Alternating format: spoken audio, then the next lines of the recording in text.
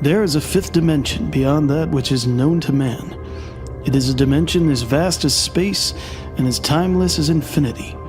It is the middle ground between radio and bar talk, between commentary and recaps, and it lies between the pit of man's Netflix subscriptions and the summit of his binge-watching ability.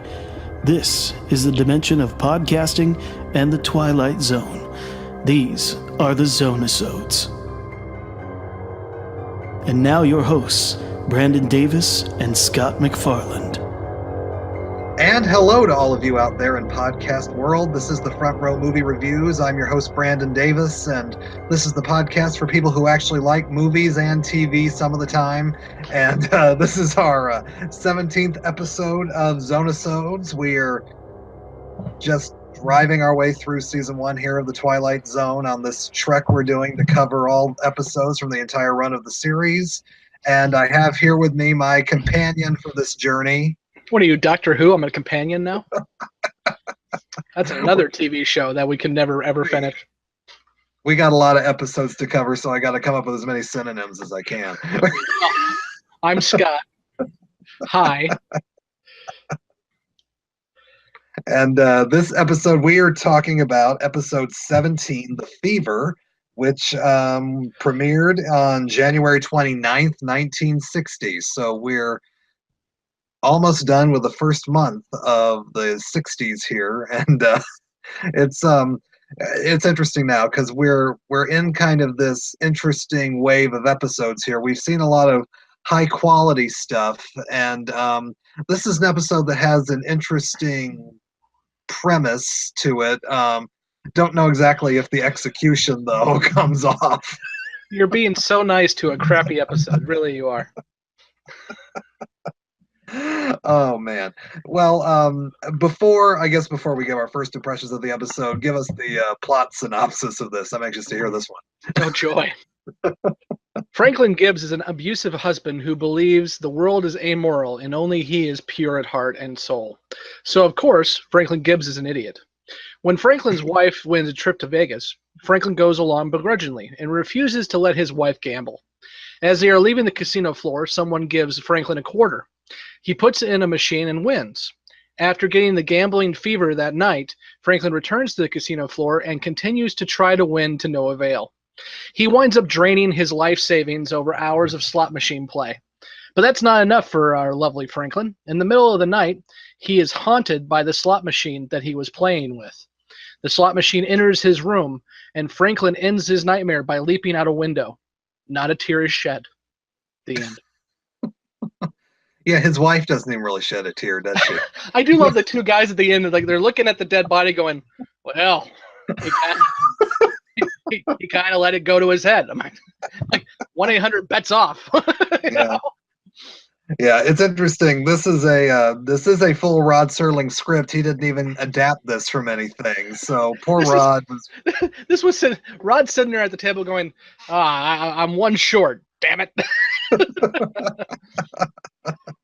I did read, I think somewhere, that this episode was based on a trip he did take to Vegas and was watching. Did he lose a lot of money and get pissed off? I think that had something to do with it. I read that somewhere. I'm not sure where, but I will read here Rod's opening remarks of what he has to say in this episode. Mr. and Mrs. Franklin Gibbs, 3 days and 2 nights, all expenses paid at a Las Vegas hotel, one by virtue of Mrs. Gibbs' knack with a phrase. But unbeknownst to either Mr. and Mrs. Gibbs is the fact that there's a prize in their package, neither expected nor bargained for. In just a moment, one of them will succumb to an illness worse than any virus can produce. A most inoperative, deadly life-shattering affliction known as the fever. And it's funny. The opening narration for The Hitchhiker, I think, is like 3 sentences, and this one's like a whole paragraph. Sometimes the story speaks for itself, and sometimes, oh my God, it doesn't. But we've kind of given our sort of first impressions. But what are your first impressions of this episode, Scott? It's not good. Okay. Yeah. We've had some characters who are not likable before. Some we've actually been happy to see die. But with Gibbs, he strikes me as all the kinds of type of people that really just drive me insane. The ones who are holier than thou, that always say that they are better than everyone else, including, their significant other. And at the end of the day, he's always the one that has the closets or the skeletons in the closets. And in this case, it's a gambling addiction. But and we joke, and honestly, gambling addiction is not something to joke about. I mean, I know several people who have it, and hell, I mean, if you go on to a casino floor, you will find yourself, unless you have really good willpower, which I don't, you'll find yourself putting that one last quarter in you probably shouldn't put in. So I understand that, but this story not only has a protagonist, I guess, that you really don't care about, but also it beats you over the head with this anti-gambling message to a point where it's preachy. And the Twilight Zone does many things, but usually it's not preachy, but in this case it is. So that's I've only seen this one a couple times because I think we're not in the minority and most people don't like this episode, so it doesn't get played much. I was looking this past week, BuzzFeed did a ranking of all 156 Twilight Zone episodes, and I think The Fever was somewhere like 151, 152 or something like that. So it ain't Bewitching Pool, but it close. So yeah, it's a majority opinion, and I was thinking, I was thinking back to some of the episodes we watched that I haven't liked so much, like Escape Clause, and I'm like, that character's not likable, but still that episode is structured in a way where it's not preachy, and it's still, I feel like that episode holds up more than this one. And there is a real preachiness to it. This must have been just a topic that was on Rod's mind at the time that he really wanted to get across. I don't even really get the flavor of like Vegas at the time. It seems very generic to me too. I was actually really looking forward to hearing you talk about that because I'm sure you have more understanding of Vegas of the 60s than I do. But this is mob Vegas. I mean, we can have some fun here, and this looks like the freaking floor of the Casino Queen in East St. Louis more than mob Vegas. Yeah, I was just thinking, this is when the mob ran Vegas. This is when every legendary performer you could name was performing in Vegas. This is when Vegas was at its most glamorous or whatever, and this episode is really just sort of, you think he could have put a little more budget into this episode and really sort of given us the feel, and and even playing the mob more into this, I think would have given it a little more weight. But no matter what my score is, it would go up 2 points if Franklin got his legs broken during this episode. I right away, I'll give it 2 extra points just to watch that happen. Although I guess his legs do get broken, but not for the same reason. And just a side note, I was watching. Side note on legs breaking. No. I was watching a Netflix documentary after Don Rickles died. There's a great documentary on Netflix that John Landis directed called Mr. Warmth, the Don Rickles Project, and it's basically just following Don Rickles around for a year and everything. And they interview a lot of his colleagues, and I think it's Bob Newhart who said that he actually misses the days when the mob ran Vegas, because he said he said the town ran great during that time period. He said everything's a mess in Vegas now, and he said back in the old days, he said the mob knew what they were doing. Well, I have never been to Vegas. I think if I did, I would be one of the people who goes just to the shows, because I don't want to waste all my money. But I have been to several casino, and it never ends well for me. Never ends well. But you did mention Rod, I guess, is anti-gambling. This is Wikipedia, so take it as you will. But it's quoted from Gordon Sander, who did a Rod Serling documentary. Serling celebrated the signing of his new show, The Twilight Zone, by spending a weekend in Las Vegas. While Carol Sterling was having good luck nearby, he became enslaved by a merciless one-armed bandit, an incident that would turn into one of his first Twilight Zone episodes, end quote. Well, so I guess what's on your mind at the time sort of inspires what you write. But yeah, this episode for me, I don't know. I think there was potential in this, but it was kind of wasted. What do you think, though, if there are, what do you think are the strengths of this episode? What works for you? When he jumps out the window? I'm sorry. I mean, there are not many Twilight Zone episodes that I relate to nails on a chalkboard, but this is one of them. I mean, the wife is just there to move the plot along, so she's nothing. The only other character really in there is Franklin, and I can't stand the man. And not only can I not stand him, but it's not even fun to watch him, stay up all night putting quarters into a machine, because legitimately we're just watching him put quarters into a slot machine and pull the lever. I mean, they're trying to build this suspense, but I don't care that he's draining his bank account. He's an idiot. Hopefully his wife had good life insurance on his ass. I mean, even we'll get into the bad stuff in a minute. So, I mean, there wasn't, I'm about ready to tirade into the bad stuff, but I mean, there's nothing much here for me. Honest to God, there's nothing much here. And it really disappointed me because this was an episode I hadn't seen.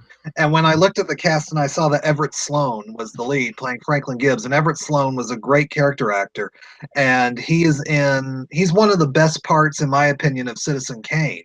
He plays Mr. Bernstein, who is one of the guys that this interviewer goes around to figure out, what Charles Foster Kane was all about.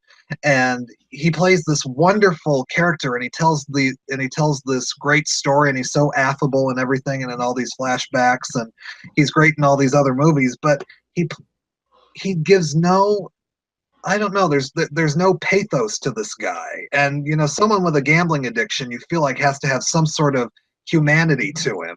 And he's just unlikable the whole time. There's no empathy there for anybody to relate to in this episode. Yeah, and I think that's the thing that really loses it for me is if you're going to make a moral story about how gambling can be bad for you, make me feel for this guy. Make me understand that this is bad. But no, I want this guy to fail. I want him to lose all his money just because he's a dick. And like you said at the beginning, he's such a jerk to his wife in the beginning. It's no holier than thou. And then all of a sudden, the fever starts to overtake him, and he's an even bigger jerk to his wife. Also, he's the kind of prude who sleeps with his clothes on. Did you catch that too? I did notice that. His wife's in her nightgown, and they're in separate beds because it's the 60s. So I mean, leave it to Beaver all the way. But he gets up and he's got his full outfit on. He's even got suspenders on. I'm like, dude, that can't be comfortable. No wonder you're having night terrors. It can't be comfortable. I don't know what it is. It feels like this episode and everything was sort of just put together in just a couple days, and he didn't really have time to think about the characterization or anything. But I don't know. It's really interesting, especially coming from. It's really jarring because the last episode we watched was The Hitchhiker, which is one of the strongest episodes we've seen.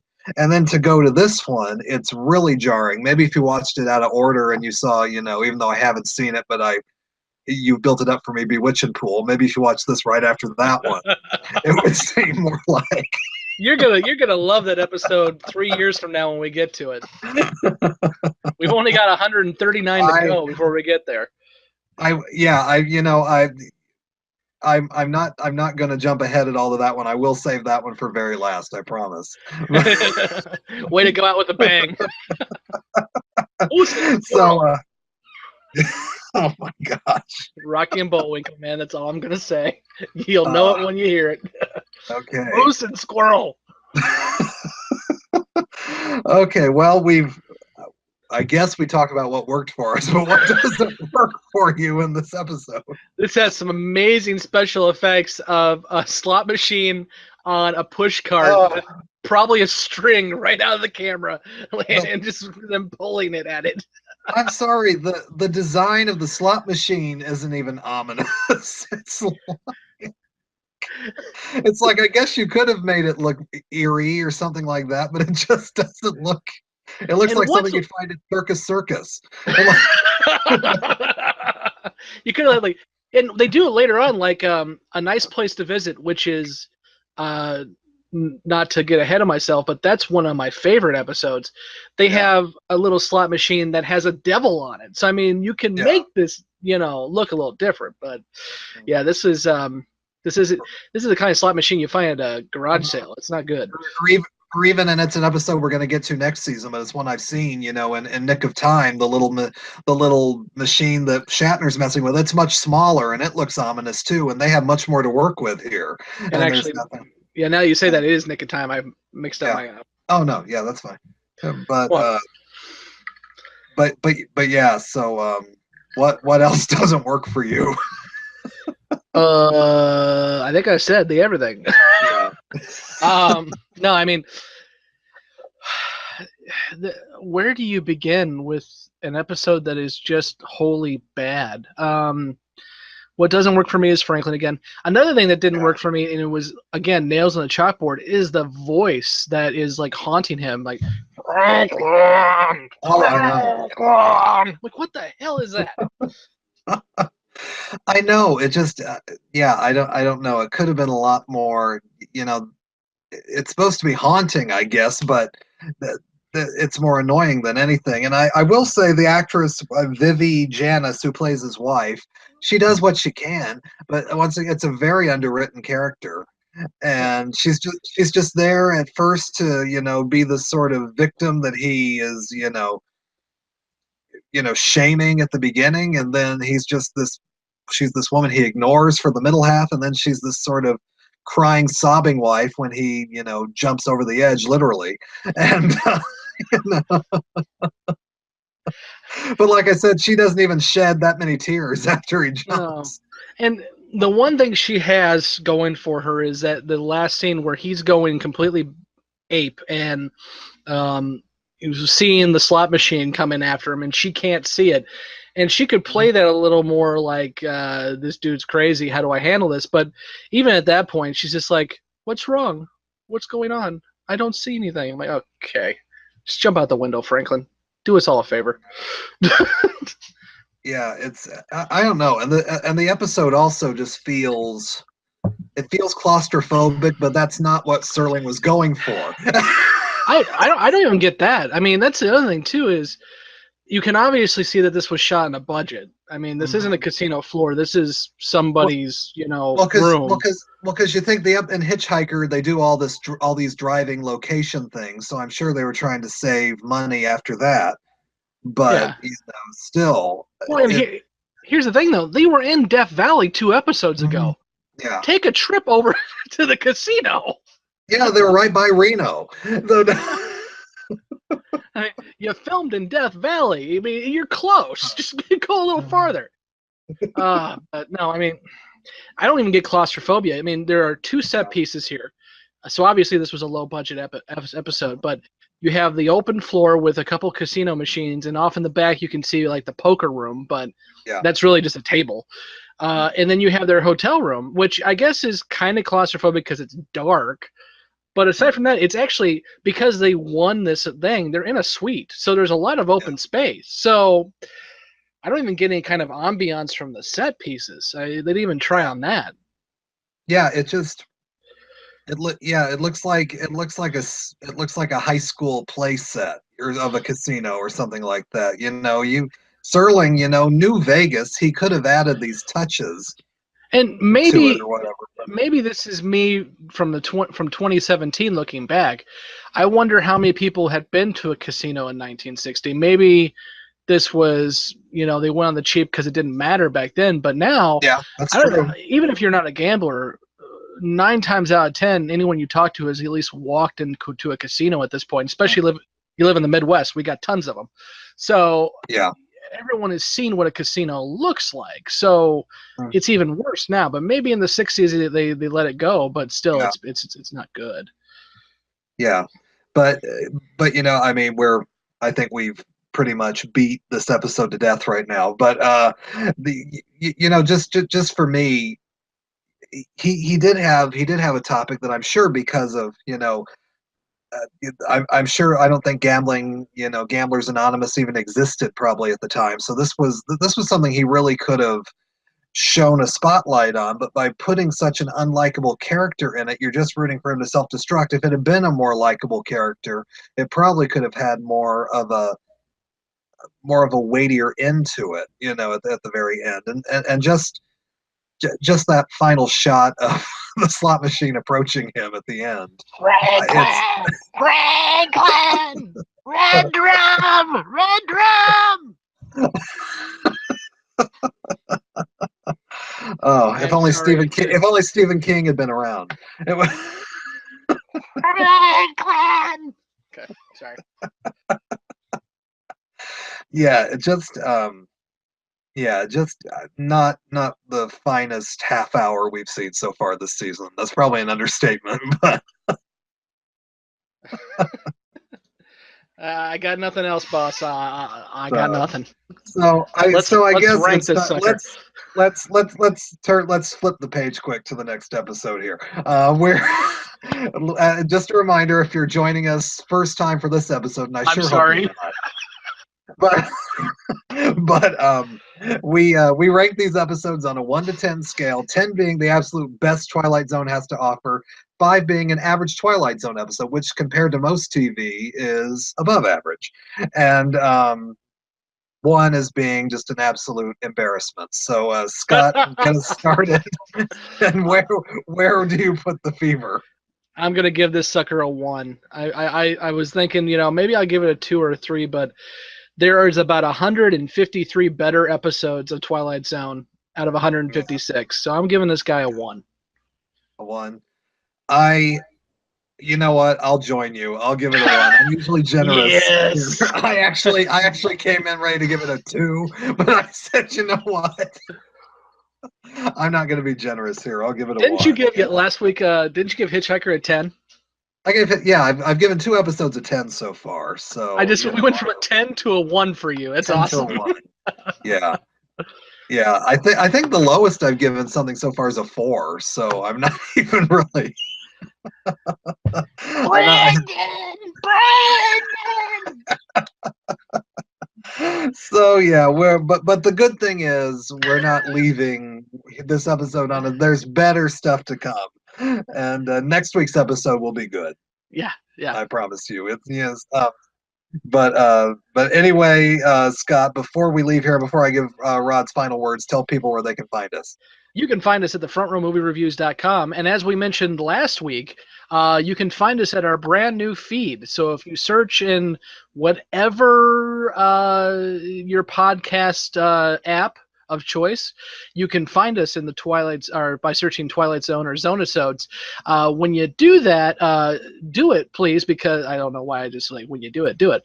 But right now, we are still on the main front row feed, so you're finding us there. But in a few weeks, we are going to be spinning off like any good TV show, and we will only be in the Zone-i-Sodes feed. So be sure to switch over to that and subscribe to us so you don't lose us when we move over. I don't know exactly when we're going to move over, but it will be fairly soon. So be sure to go check us out and make sure you find us in the other feed. If you are watching us on YouTube, have no fear. We're going to stay right where we are on this channel. Just be sure to subscribe and give us a thumbs up. And we will be with you next week again. Either way. Great. Yeah. So as we finally close out this dark chapter of Twilight Zone history, let me give you Rod's final words here. Mr. Franklin Gibbs, visitor to Las Vegas, who lost his money, his reason, and finally his life to an inanimate metal machine, variously described as a one-armed bandit, a slot machine, or in Mr. Franklin Gibbs' words, a monster with a will of its own. For our purposes, we'll stick with the latter definition because we're in the Twilight Zone. So with fever that, in the morning, fever all through the night. You give me fever when you kiss me. Fever when you hold me tight. And if only Peggy Lee had been in this episode. But I'm not gonna dance on a piano, folks. That's as close as you get. You think Peggy Lee? This is how bad I am. You think Peggy Lee? I think Kira Nerys from Deep Space Nine, because that scene of Nana Visitor singing "Fever." Oh my God! many men were made during that scene. Let me tell you. And we'll leave you on that note. We will. So for episode 17 of Zone-i-Sodes, I am Brandon Davis. I'm Scott McFarland, and I give too much information. And we will see you on the couch. In more ways than one. Thank you for listening to this episode of Zone-i-Sodes. Zone-i-Sodes is a special presentation of the Front Row Movie Reviews podcast. For more information, go to www.thefrontrowmoviereviews.com.